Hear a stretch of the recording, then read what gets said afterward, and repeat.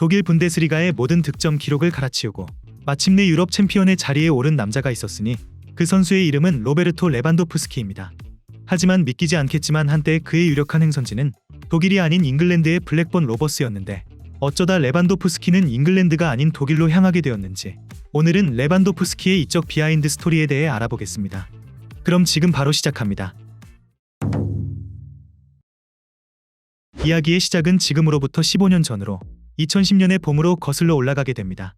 당시에 레반도프스키는 세계 최고의 스트라이커가 아니었는데 그는 단지 폴란드 리그 레흐포즈난 소속의 유망주였습니다. 물론 폴란드 내에서는 그의 명성이 자자했는데 09-10 시즌 그는 18골을 터뜨리며 리그 득점왕과 우승을 동시에 차지했고 큰 키와 강력한 피지컬 그리고 부드러운 발기술까지 겸비해 폴란드산 폭격기로 불리고 있었지만 유럽 빅리그의 시선에서 그는 아직 검증되지 않은 선수에 가까웠습니다. 바로 이 선수를 가장 먼저 알아본 인물이 있었으니 당시 프리미어리그의 중위권팀 블랙번 로버스를 이끌던 빅샘으로 불리는 샘 엘러다이스 감독이었습니다. 엘러다이스의 블랙번은 선굵은 축구를 구사하던 팀으로 그는 프리미어리그의 거친 몸싸움을 이겨내 강력한 최전방 공격수를 찾고 있었고 직접 폴란드로 날아가 레반도프스키의 경기를 관전한 후에 그의 잠재력을 확신했다고 하죠. 레반도프스키와의 협상은 그렇게 순조롭게 진행되었고 레흐포즈난이 요구한 이적료는 약 400만 파운드로 블랙번 구단 수뇌부는 잠시 망설였지만 엘러다이스 감독은 그를 영입해야 한다고 강력하게 주장하면서 결국 양구단은 이적에 합의했고 마지막 절차만이 남아있는 상황이었습니다. 그의 이적 계획은 매우 간단했는데 레반도프스키가 그의 아내와 함께 영국으로 날아와 블랙번의 훈련장과 홈구장을 둘러보고 최종 계약서에 서명하는 것이었습니다. 21살의 폴란드 청년에게 프리미어리그 입성은 꿈과도 같은 기회였으며 그렇게 영국행 비행기 티켓이 발권되었고 새로운 운명이 그를 기다리고 있었습니다.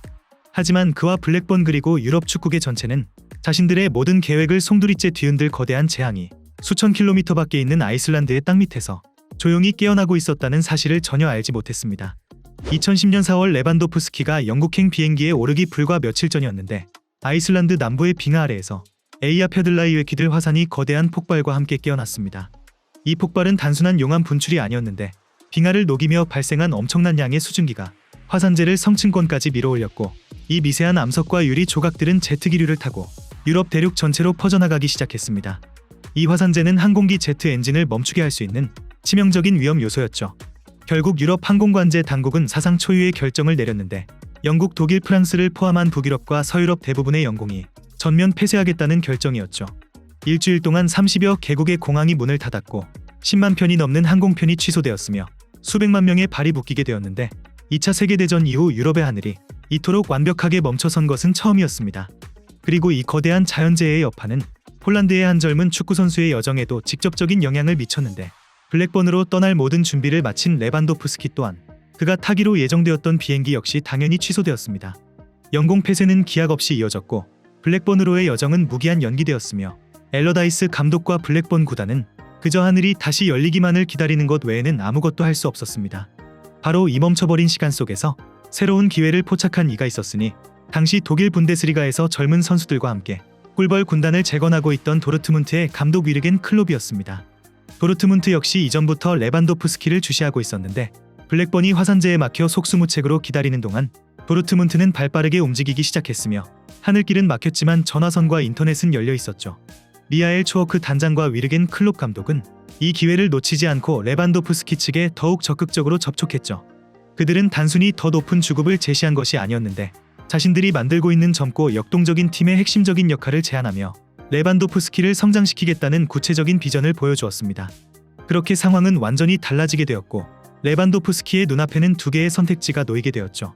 화산재가 거치고 유럽의 하늘길이 다시 열렸을 때 레반도프스키의 목적지는 더 이상 영국이 아니었으며 자연이 만들어낸 기묘한 운명의 장난은 이제 그의 선택만을 남겨두고 있었습니다.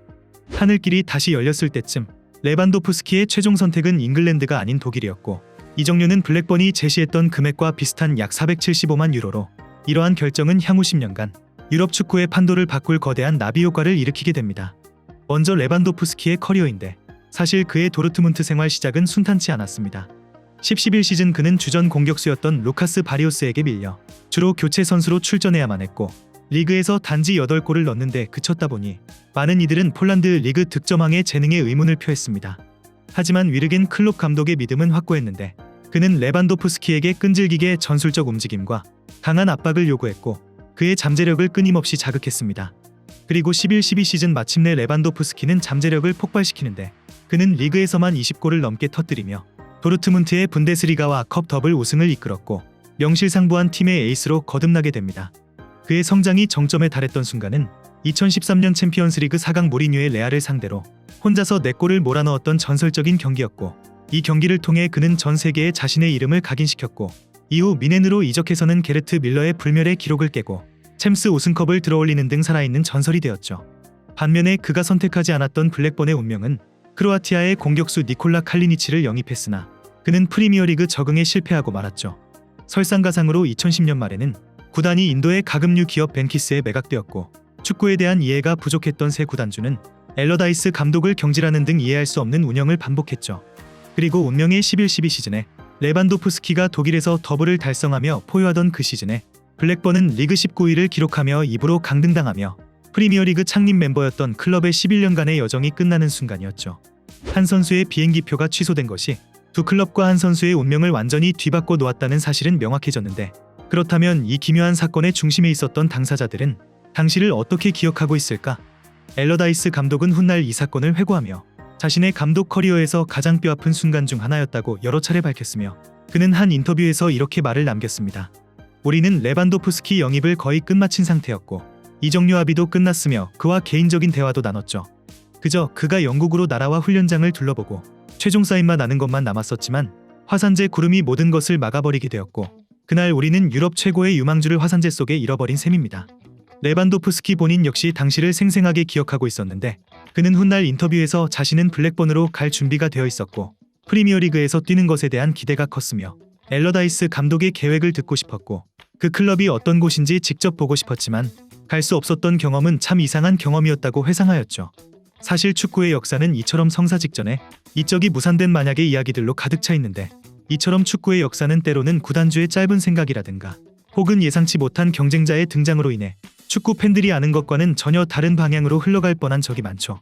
레반도프스키의 경우는 그 원인이 인간의 영역을 넘어서 자연재해였다는 점에서 더욱 특별한 스토리죠. 이렇게 지금까지 레반도프스키의 이적 스토리에 대해 알아보았는데 블랙번에게는 그야말로 재앙이었고 엘러다이스 감독에게는 평생의 후회로 남은 그날의 화산 폭발. 하지만 레반도프스키 개인에게는 그것이 재앙이기만 했을지 여러분들은 레반도프스키의 이적 스토리에 대해 어떻게 생각하시나요? 댓글로 많은 의견 남겨주시면 감사하겠습니다. 그럼 이번 영상은 여기서 마치며 지금까지 에띵이었습니다.